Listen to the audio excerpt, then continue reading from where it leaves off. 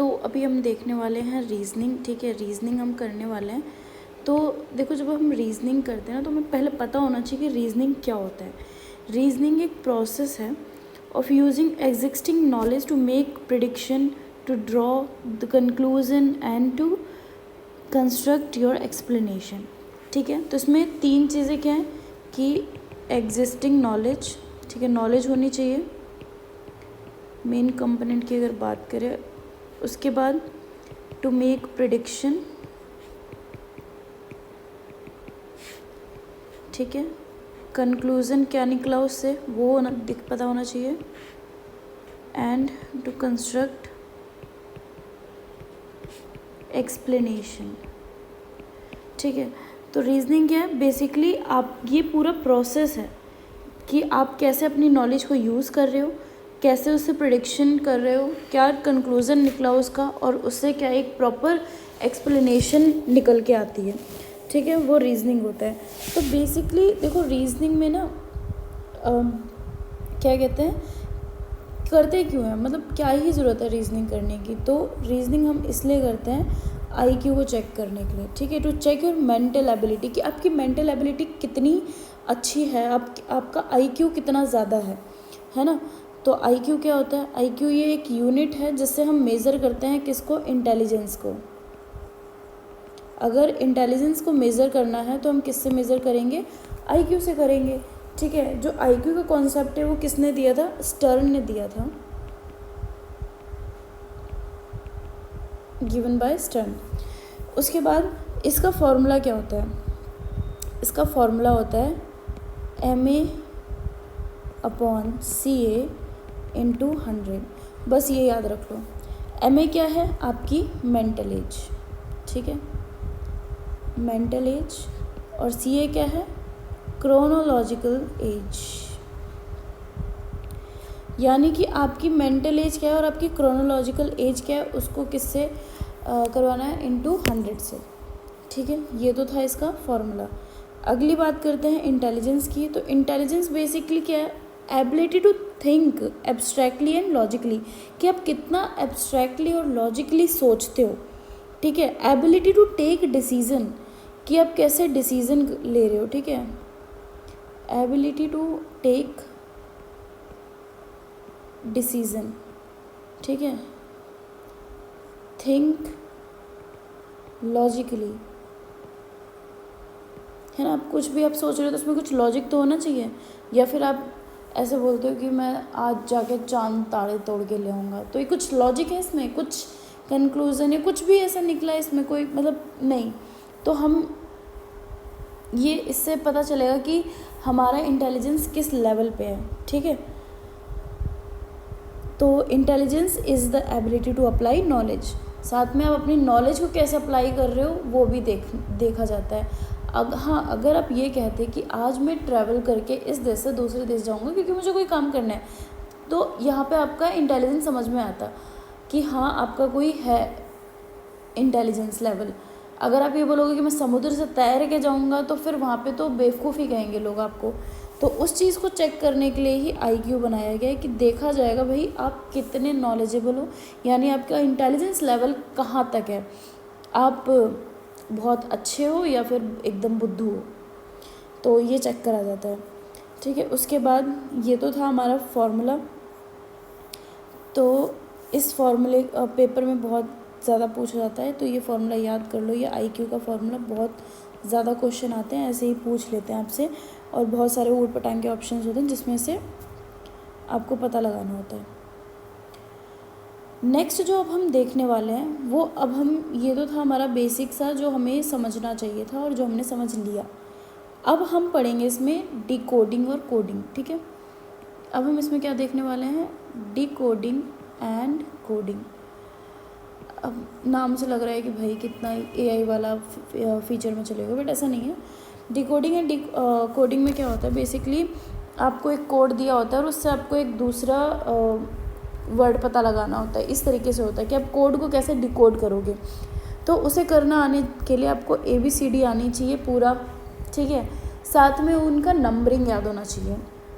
तो आओ इसको लिखते हैं, ABCDEFGHIJKLM।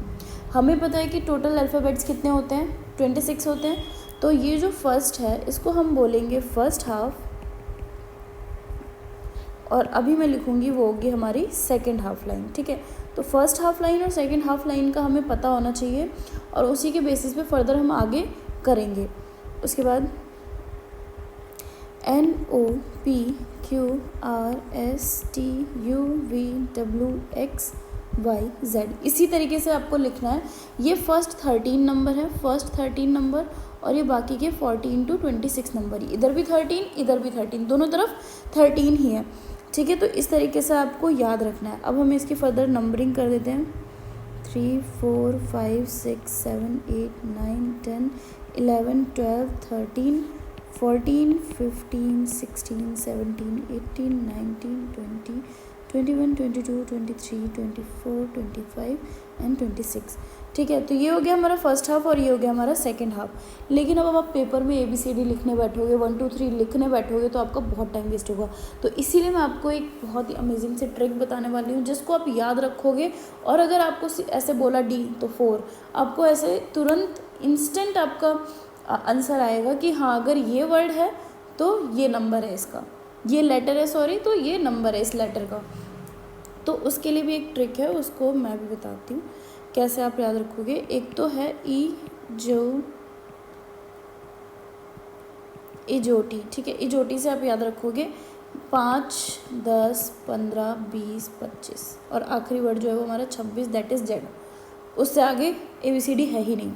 तो हमें एक तो ये ट्रिक हो गई, बाकी इसमें उतना नहीं आपको क्लियर होगा अकॉर्डिंग टू इसके देखते हैं हम। तो देखो आप ऐसे याद रख सकते हो कि जो थोड़ा बहुत भी रिजेंबल करे, जैसे A से लेके D तक तो हर किसी को पता है ABCD, B बोलेगा तो 2, C बोलेगा तो 3, या A बोलेगा तो 1 नंबर है।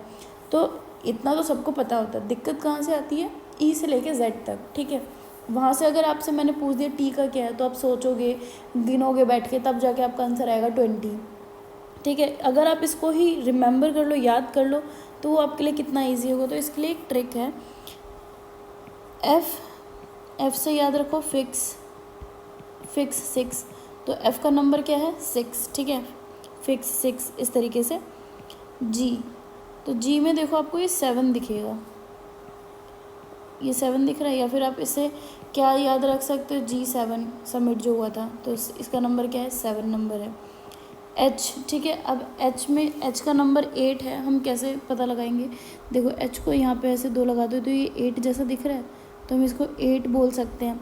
ठीक है, तो H क्या हो गया 8 हो गया। तो इस तरीके से आप बहुत सारी ना याद करने के लिए ट्रिक्स रख सकते हो, बट मेरा फेवरेट जो है वो है अगर आप चाहो तो मैं आपको सारा बता सकती हूँ, बट फिर यही है ना कि आपको ये सब भी याद रखना होगा। तो चलो डिस्कस कर ही लेते हैं एक बार। H का मैंने बताया था। ठीक है, नेक्स्ट इज़ I से आप याद रख सकते हो I नो। ठीक है, J का तो बता ही दिया था 10 होता है इजोटी वाला। उसके बाद K का क्या याद रखोगे, किंग्स 11, तो ये 11 नंबर पे आता है। J का क्या होगा, सॉरी L का क्या होगा, J का तो मैंने बता दिया था 10 है। L का क्या होगा, L का यहाँ पे देखो आपको 2 लाइन देखने को मिल रही है 1 and 2, तो L2 that is number of lines गिन रहे हो आप, तो यहाँ पे क्या हो जाएगा 1 2। ठीक है, 12